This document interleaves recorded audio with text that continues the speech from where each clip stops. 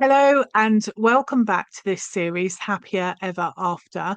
This is our final episode in this series, and today we're talking about what ever after really means. Not in a fairy tale sense, not in a happy ending way, and not as a promise that life becomes easy again, but as a way of living forward after loss with honesty, integrity, and choice. If the phrase ever after feels uncomfortable to you, I understand why. After loss, especially the death of a partner, endings don't feel neat. They don't resolve, they don't tie themselves up. And so the idea of an ever after can feel unrealistic or even offensive. So let's reframe it. Ever after in this context does not mean everything is okay now. It means life continues. And the question becomes not how do I get back to what was, how do I live forward with what is?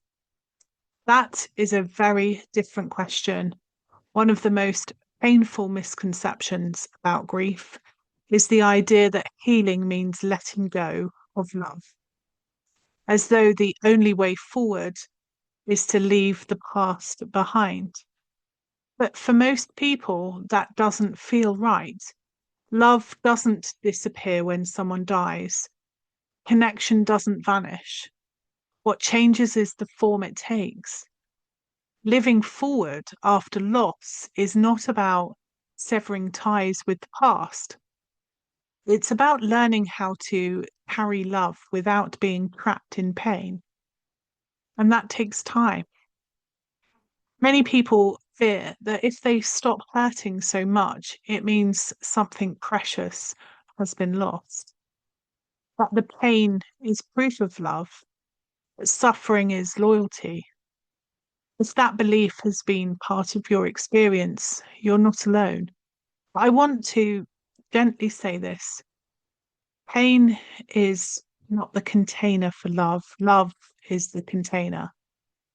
Pain is what happens when love has nowhere to go. Living forward after loss is about allowing love to move, to find expression rather than keeping it frozen in the moment of loss. That doesn't mean forgetting. It doesn't mean minimizing what you've shared. And it doesn't mean choosing happiness over grief. It means allowing your relationship with your loved one to evolve, to become something that supports your life rather than constrains it. Another important part of living forward is letting go of the idea that there is a correct version of life after loss. There is no standard template, no set milestones, no correct timeline, no right way to do it. And yet, many people feel pressure to live according to expectations, their own or others. Pressure to be brave, pressure to be strong, pressure to make something out of what's happened. Living forward does not mean performing recovery. It means choosing a life that actually works for you now. And that choice may look very different from what you imagined before. After loss, your capacity changes, your priorities shift, your tolerance for certain things decreases, your need for meaning, rest, or simplicity may increase. Living forward means respecting those changes rather than fighting them. It means allowing yourself to say, this is who I am now. This is what I can offer. This is what I need. And that can feel confronting, especially if you're used to pushing yourself, meeting expectations, or you're used to living in service of others. But honoring your reality is not selfish. it's necessary.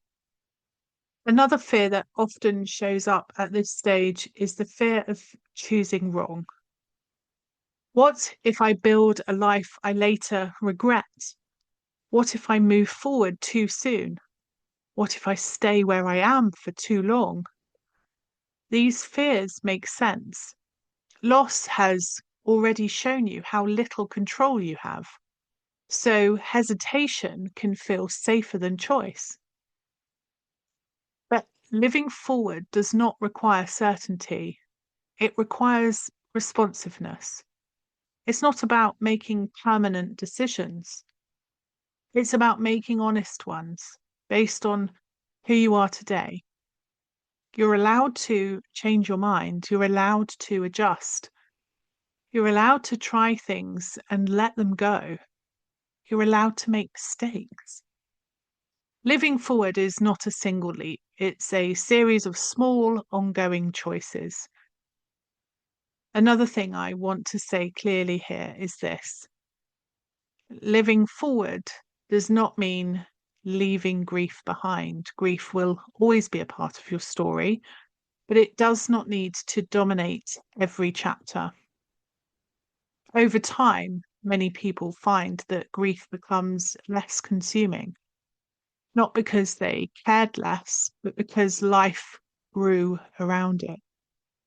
The love remains, the loss remains, but they no longer define every moment. That is not betrayal. That is adaptation, and adaptation is what humans are wired for. I also want to speak to permission because so many people are waiting for it. Permission to rest, permission to enjoy life, permission to want something different, permission to choose themselves.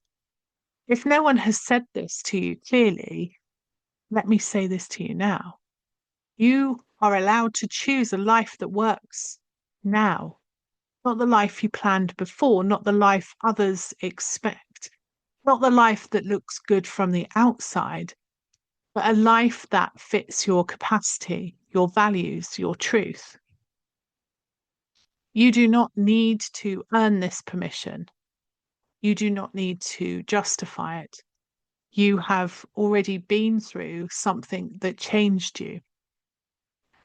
Living forward is not about being fearless.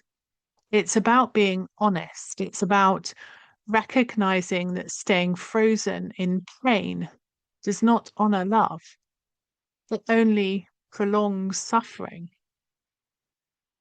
Carrying love forward means allowing it to inform how you live, not confine how you live.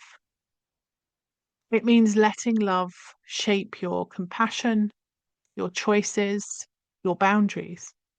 It means allowing yourself to experience moments of peace without guilt, moments of joy without apology, moments of connection without fear that they erase what came before. They don't. Nothing can erase what you shared. Another thing I want to name here is that living forward doesn't always feel good. It can feel lonely. It can feel uncertain. It can feel like standing apart from people who haven't lived this. And that can be painful. But it can also be quietly grounding because living forward is about alignment, about living in a way that feels internally coherent, even if it doesn't make sense to others. As we come to the end of this series, I want to acknowledge something important. If you've listened to these episodes and recognized yourself, your confusion, your exhaustion, your courage, that matters. It means you're not alone. And it means what you're experiencing is human. There is no finish line here, no moment where grief ends and life begins. There is only living with honesty, compassion, and choice. And that is your ever after. not perfect, not painless, but real. If, as you're listening to this, you feel the emotion rising, sadness, relief, fear, or even hope, pause for a moment. Notice your body, your breath. Notice that you're still here. Living forward after loss does not mean forgetting. It means remembering and still choosing to live. If you'd like continued support as you move forward, you can explore the Happier Ever After hub, happiercoach.com/happier-ever-after. You don't need to rush. You don't need to get it right. You are allowed to live in a way that honors both love and life. And if you ever want a cuppa and a chat, then feel free to reach out. Thank you for trusting me with this journey. Thank you for being here. This has been Happy Ever After.